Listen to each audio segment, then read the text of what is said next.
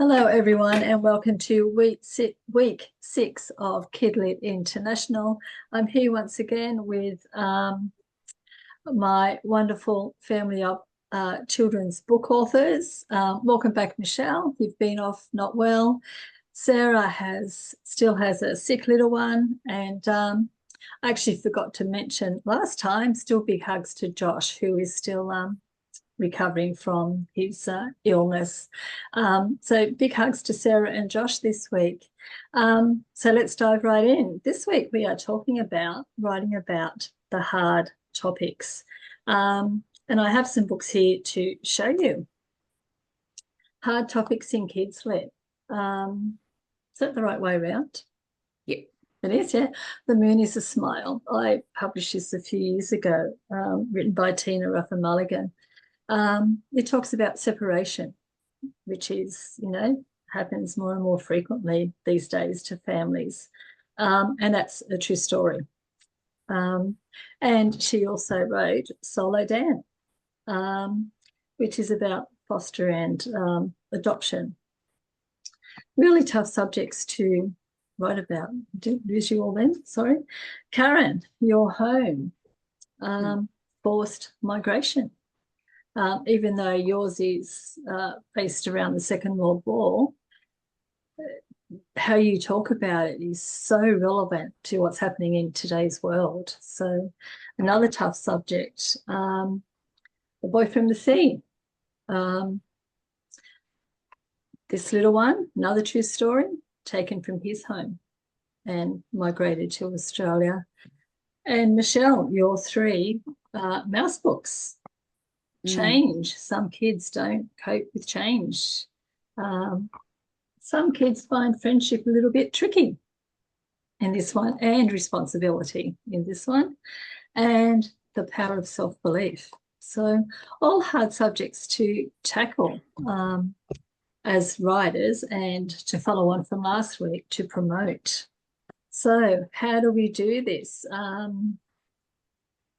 Who wants to go first? There's quite, you can all say something about this. Karen, let's start with you, because we'll go across and clockwise.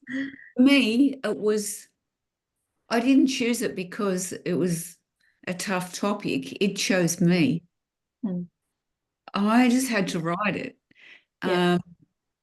And then I was lucky enough to have it beautifully published by Daisy Lane and have Alyssa do the illustrations. But as with any story, I write what calls me, and that one just kept tapping at me, and I had to keep working on it, and I worked on it for a long time. If you're going to write about a difficult topic, once you have your story finished, you have to know who's open to publishing stories like that. Because different publishing houses, for children in particular, have their own niche and their own style and their own brand, just like an author has brand. So if you're hoping for a book on a difficult topic, you need to know where you're going to send it to give it its best chance to give it a voice. And the other thing is,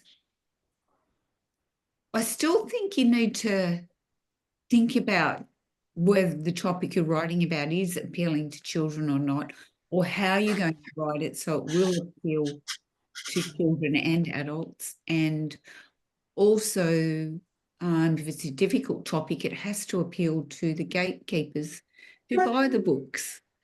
Kids are usually pretty open to stuff, as long as the story is told sensitively and beautifully, and positively, not negatively. You always want to leave children with hope and joy, no matter what you write about, whether it's grief or forced migration, or Michelle's really good at special needs.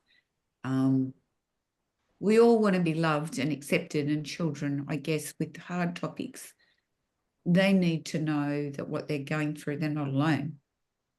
And I guess like with Tina's books, like Solo Dan, he wants a home like all other kids have. So if you're looking at that story, the kids that have a family will realize how lucky they are, and also realize the ones that don't, that's all they really want. So you can see if it's done the right way, it appeals to both. But I guess you could say, I don't know, like you really have to be sensible in what you're going to write about too. And if it calls you, like I know I write for children and I have a background from teaching. So you've got to write it in a way that it's a child's story, even though it's a tricky subject. And Michelle, I don't know what you think about that, but you can elaborate on that because you've written quite a few books in different areas that help on tricky subjects that help kids.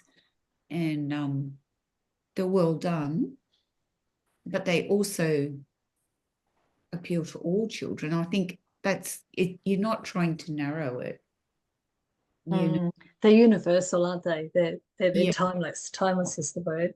Yeah, and appeal to all.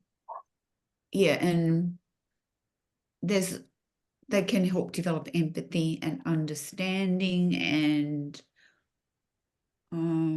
that the world is bigger than they think, and everybody in it is different, but we're all one. I don't know how you, and we're all human, and kids are, and it's important that you don't also lock off something and go, oh, maybe if you feel you're called to write it, you should write it, and then the story will determine whether it's published or not. The story itself, it always comes back to story, doesn't it? Yeah. And that being called to do it. Michelle, if you want to continue on from there. Yeah. The best piece of advice that I ever got about writing books for kids on difficult subjects was just because you can doesn't mean you should. Yes, that's what I was trying to say. Thank you. And that it wasn't exactly what I wanted to hear at the time. I'm going to be honest, because I really feel drawn to writing stories with diverse characters. I didn't even know until recently, when I was diagnosed with ADD autism, that all of the characters that I have written actually have got ADD autistic traits in it. And I didn't even know, but going back now and looking at my characters, that's a very common theme through my book, where I thought I was just like doing it for the neurodiverse kids in my life. And I have lots of other ideas about difficult subjects that I want to write about. But am I the right person to write those stories if I don't have lived experience? And that was something that I was told quite early on. And it was also a good explanation why some of my stories weren't being accepted, because they weren't my stories to tell.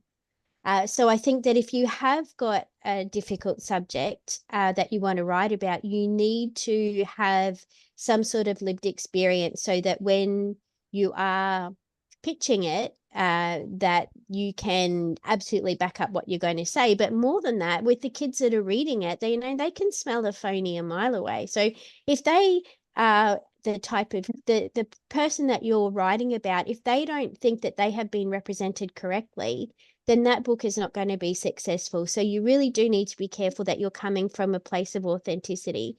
So when I was asked to write the Mouse series, initially it was initially for kids who had suffered trauma.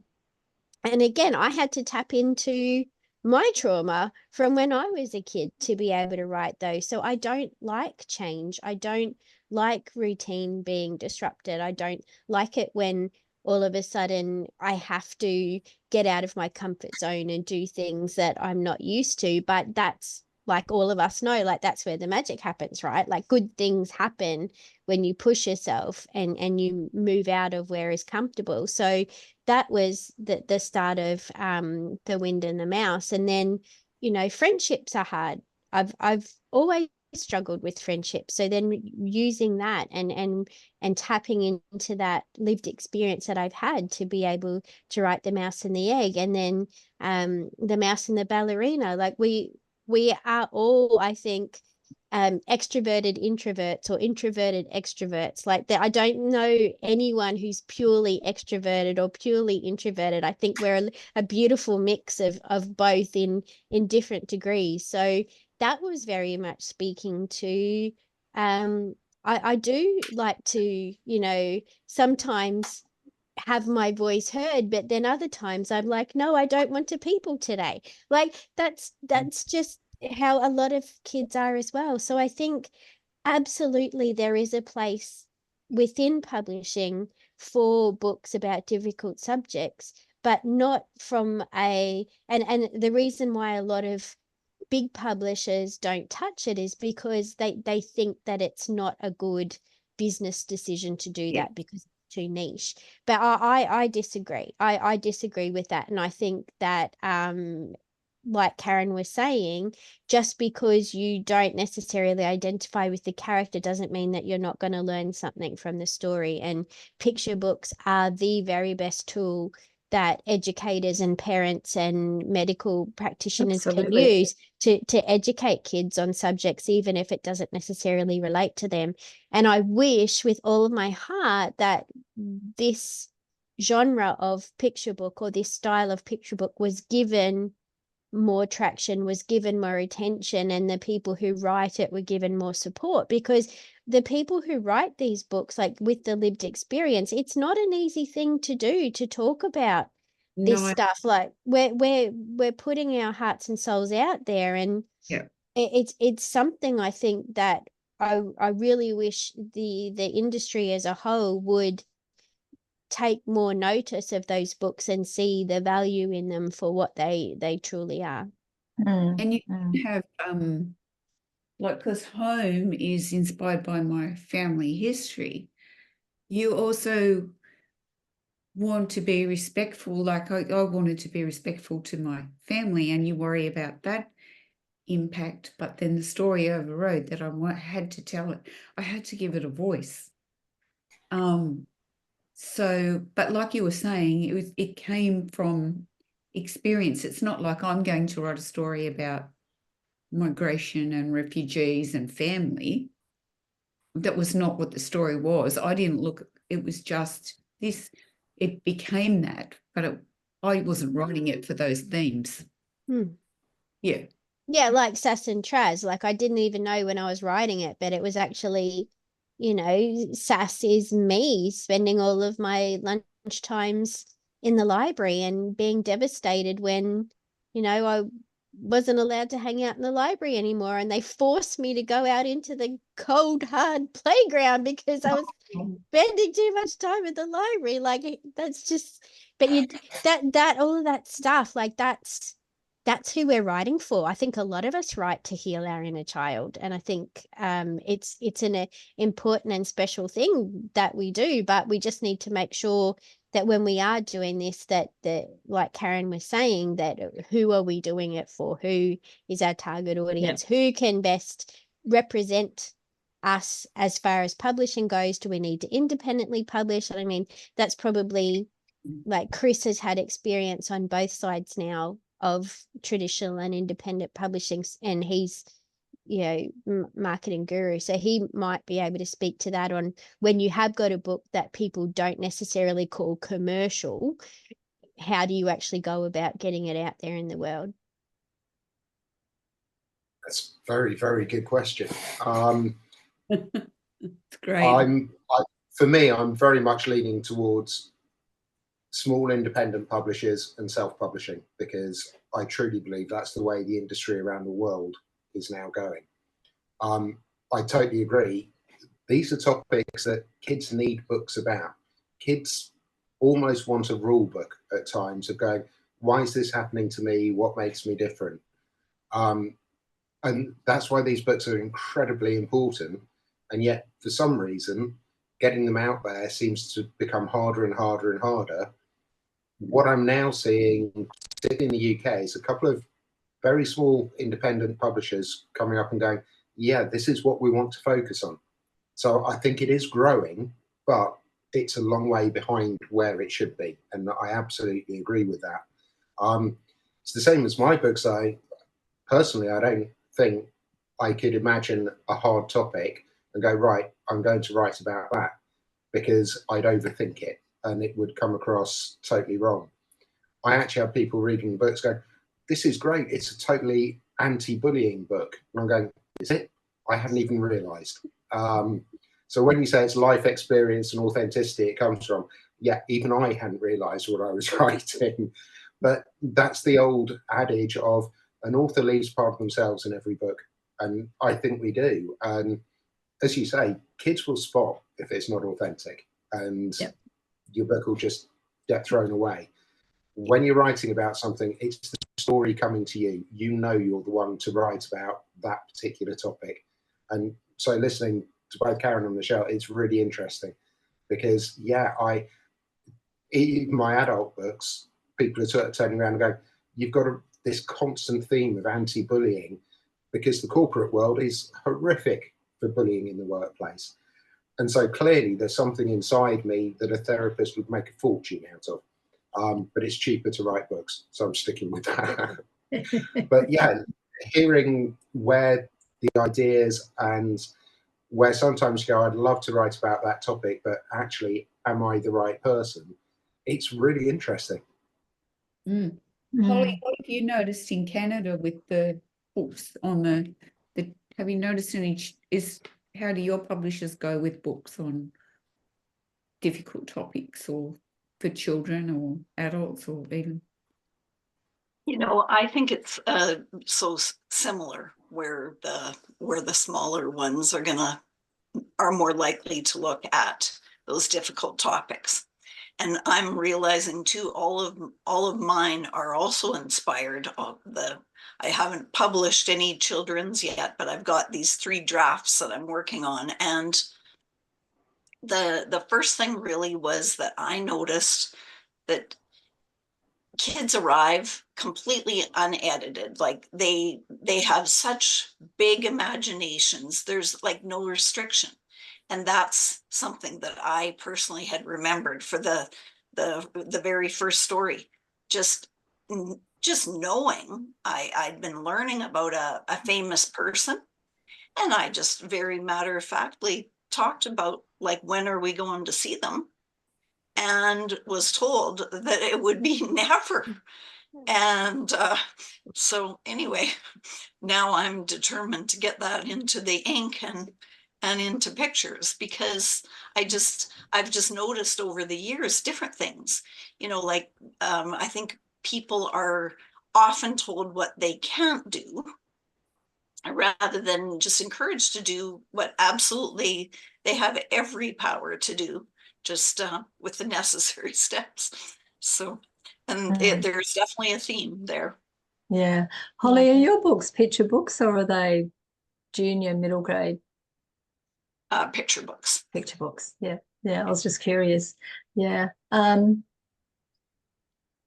I actually don't think it matters when it comes to these topics, whether it's picture books or junior or mid-grade, that you're still writing them for the same reason. And it's still, and like what I'm hearing from all of you is you're writing your own lived experience. And once again, it comes down to writing from your heart, writing from your soul, writing what you know. And that's the beauty of them. And that's why I love publishing those kind of stories. You know, it's my childhood, and it's my background in teaching in early childhood. Seeing the kids come into the classroom, you know that 8 out of 10 of them have come from crap backgrounds, and they can relate so much to these stories. These stories are so hard to find in schools. And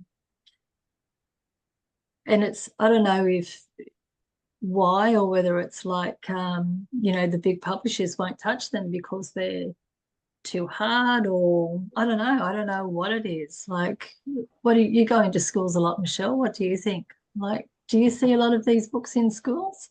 No, I don't. And I think again, it comes down to most of the books that you see in classrooms now, teachers have actually self-funded because they're just not getting the range of content that they want. I used to always buy my own. So many teachers are buying their own books to have in the classroom, but then, you know, trying to let teachers know about your books and how they can be useful in the classroom is, again, going back to marketing and promotion and you know, which we always seem to circle back to. How does anybody know that my book exists? So yeah, I do think that it's very much teacher led now, because a lot of schools don't have full-time librarians, so they don't have those people in the library who used to help kids like me by sticking a book in my hand and going,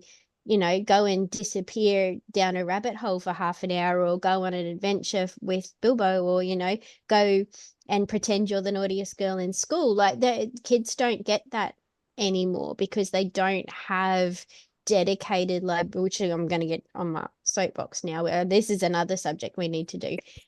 We don't have a dedicated librarian who will source books that the kids at their school need. And so that's why I think, you know, you're kind of just lotted with whatever books come cheap and on special, you know, that's kind of like entertainment books, because they're like, oh, kids only want to read books that are funny, or kids only want to read books for entertainment. But I don't think that's true. Kids want to read all different sorts of books, and there's so many gatekeepers now in a library, because they don't, first of all, they get one library lesson a week and they go in, quickly have to find a book, get that book, take it out, and you find a lot of kids, especially a lot of neurodiverse kids, reborrow the same book over and over and over again because they need assistance and they need help to be introduced to new titles that might be appropriate to them, because they find it very difficult to try something new. So again, totally different topic that we need to talk about. But yes, I definitely do think that, I don't know how, but we do need to get more of these books in schools. Yeah. Karen, you also go into schools a lot. Do you have the same experience with the schools you go into? I find if they don't have a library, it's even there's no, to even be able to get into the school as an author is just about virtually impossible, let alone share about your book. It's the schools that have a librarian you have more chance to get into, because they're more aware of, and they're looking for local, or they're looking for hard topics that they want to address that are covered, and you've got a chance to be in. And teachers are so busy that if they haven't got a librarian, it's really hard to even get a foot in the door with the teacher, because they go, oh, not another author, not another, you know, let's face it, there is so many books out there. And so they rely on just what they get. And a lot of teachers don't have the money to go and buy the books.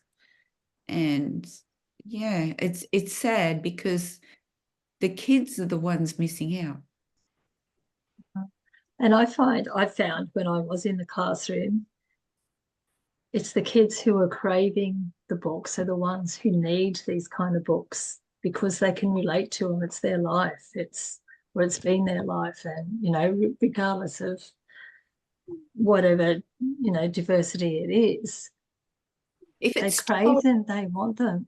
Yeah. If it's told well and it comes from here, that's where it connects with them. Yeah. Yeah. Yeah. And kids know that, they can see that. Read the book because they feel the book. Yeah. Yeah. And it can lead. I wonder if it's I wonder if it's slightly different in different parts of the world, because certainly in the US, I've had a very friendly teacher there, and they have the funding. if she goes, we want this book, they will get funded for it. Whereas, particularly in the UK, I know there's no funding. Yeah. There's just no money It's to do different this. in the US And I than it wonder is if in that's part of Australia. the Yeah, issue. definitely. Yeah. Yeah. And the UK is different. Yeah, I think they struggle with funding too, and time. And I think COVID has made schools lock in more because kids are some kids are like so far behind that they're dismissing the power of the books because they're worried about catching them up. But I do find when I go to the schools that are open to it, the kids get so much out of it. Yeah. Mm, mm. They love it, like, especially if they can interview you or Yeah. want to Yeah. ask questions. It's not just the book. They want to know. They like the backstory, or they want to know more, or they want to go, oh, that happened to my nan or my dad, or Yeah. Comes Yeah. back to that relatability.